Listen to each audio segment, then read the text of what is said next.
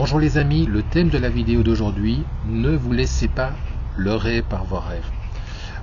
Imaginez-vous que vous rêvez et dans ce rêve, à un moment donné, il se passe un certain nombre de choses et à un moment donné, il y a 3 tours et il se fait qu'une des tours, pour une raison que vous ignorez, une des tours s'effondre et disparaît.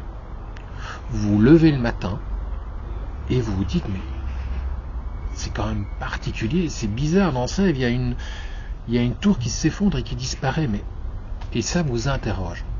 Eh bien en fait, si vous faites un décodage de rêve par le dénouement corporel et que vous partez de cette question-là, ça risque d'être un peu fastidieux. J'ai eu un exemple très proche de celui-là en consultation récemment, où on a réussi à décoder, mais ça a pris plus de temps. Et ce qu'on s'est rendu compte après décodage, c'est que l'élément justement de la tour qui s'effondrait est un élément qui finalement n'avait absolument aucune importance dans le rêve.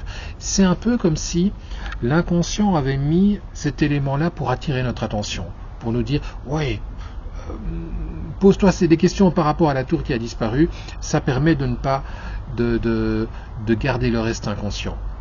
N'oublions pas que en première approximation, l'inconscient a vertu, ou plutôt a vocation à rester inconscient. C'est pour ça qu'il ne livre pas facilement, il ne livre pas spontanément la signification du rêve.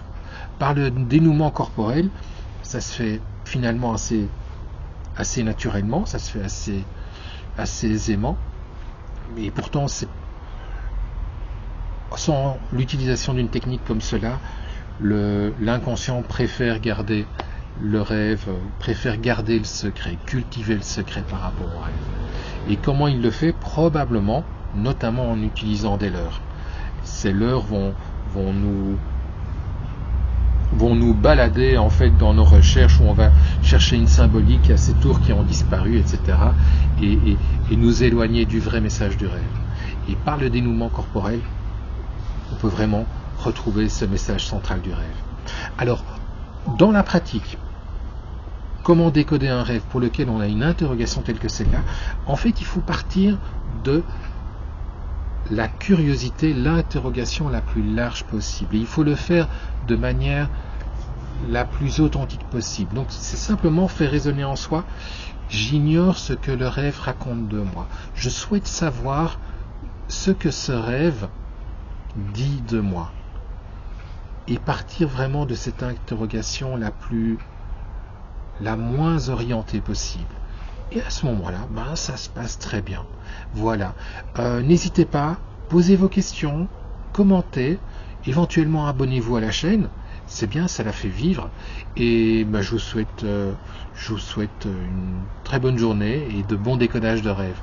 Au revoir.